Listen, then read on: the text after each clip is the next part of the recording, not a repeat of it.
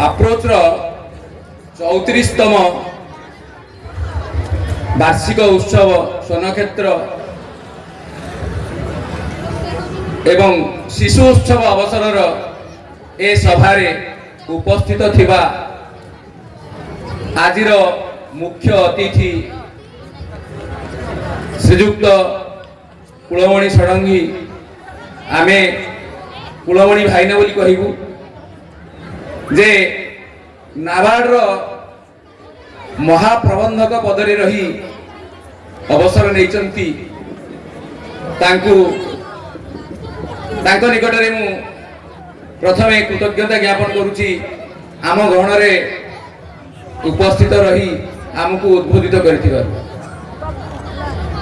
आज ए मंच रे उपस्थित थिबा ए अनुष्ठान अन्यतम स्रष्टा सामंत विश्वम्बर महापात्र जे कि वर्तमान ओडिशा प्रशासनिक सेवारे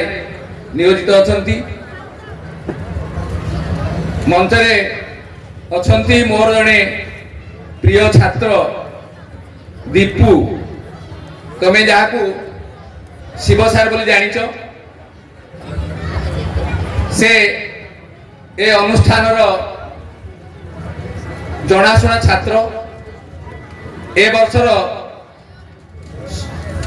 सम्मानित अतिथि मो सम्मुखरे थिबा ए अनुष्ठान रे पढ़ुथिबा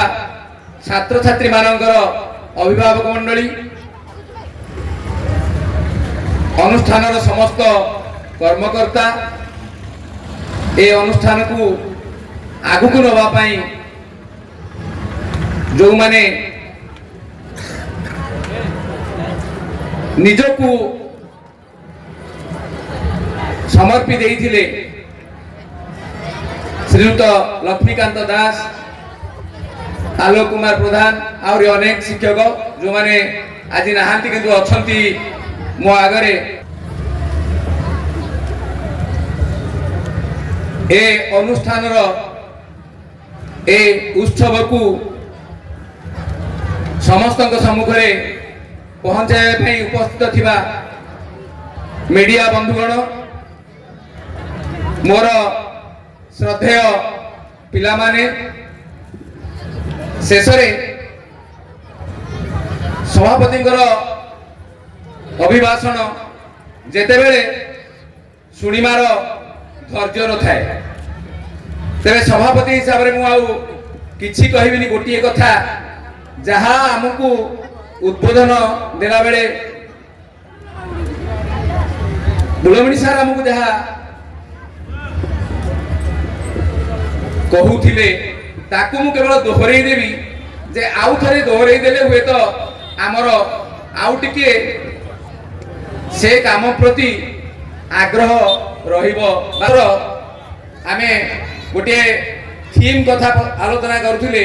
गढ़ीबार कला अप्रोच 34 वर्ष रे पहुंचथिले भी प्रति वर्ष किछि किछि नुआ करिवार कौशल से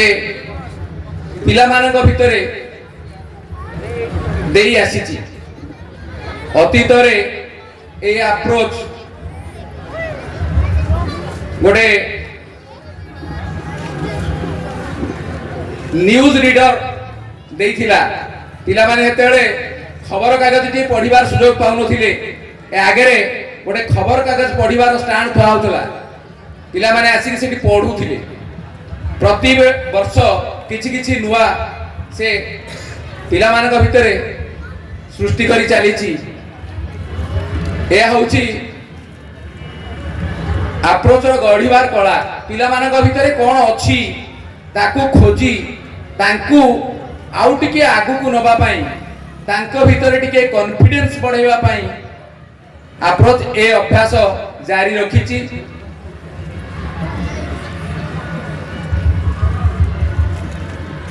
आउ एवं कलार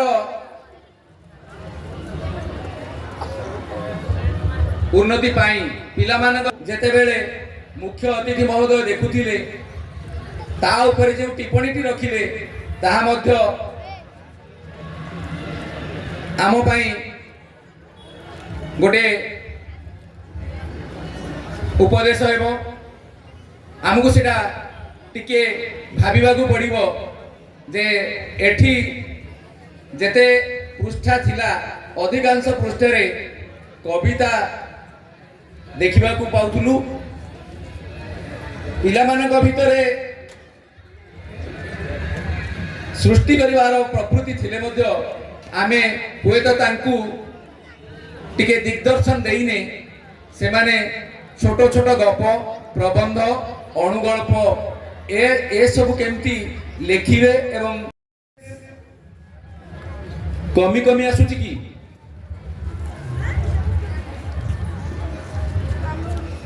गोटे शिक्षक पाखरे तार पिला मानकु गिफ्ट दबा पाई सबुठारु बड़ उपहारटा होची कॉन्फिडेंस ता जदि हमें वृद्धि करि पारिबा हुए तो आजिर उत्सवर प्रथम पर्याय रे जो भाषण देले पिला माने से भली हेई न थांदा ताको भितरे आहुरी कॉन्फिडेंस आवश्यकता अछि मु जा अनुभव करूची ता सहित पिला मानक उद्देश्य रे गोटिए कथा पिला माने आमे किछि भाबुचे कि मो द्वारा एटा हबोनी एमिति किछि भाबुचे कि किछि किछि कथा आम भितरे सृष्टि करूची जे मु एटा करि पारिबिनी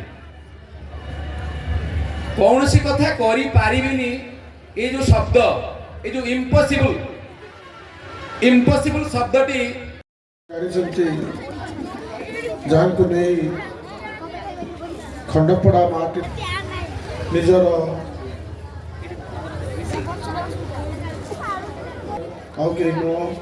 आम मानकर इतिहास बुझी साहित्य भाषा प्रकाश कर महोदय आम सभापति महोदय आज मुख्य अतिथि मुख्य अभिभावक मंडली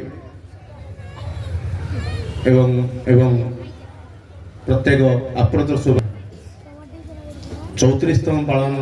34तम वार्षिक उत्सव पालन करुचे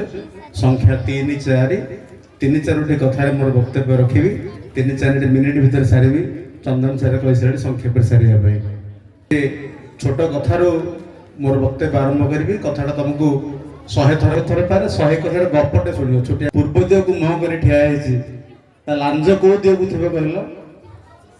बड़ बाटर कह संपूर्ण भूल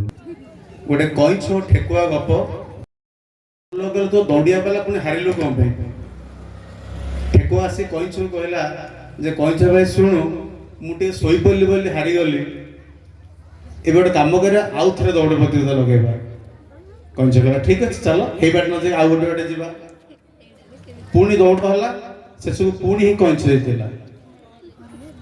कारण से कईछ जीवा बाटे गोटे छोटिया पुष्करा कईछ कहला पुणी कईछ कह पुणी मारिले पुणी घरे पद पकेले पुणी करवा आउ थे दौड़ हवा मु अलग बाटे जीवी इथर किंतु कईछ टिके परिवर्तन मन करदेला पुष्करिणी पाखे पहुंचला देखला पुणी तो ठेकुर हारिब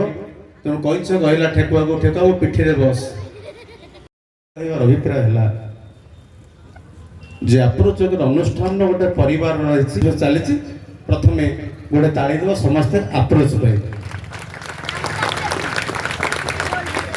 जो परिवार कलेबर आरंभ थे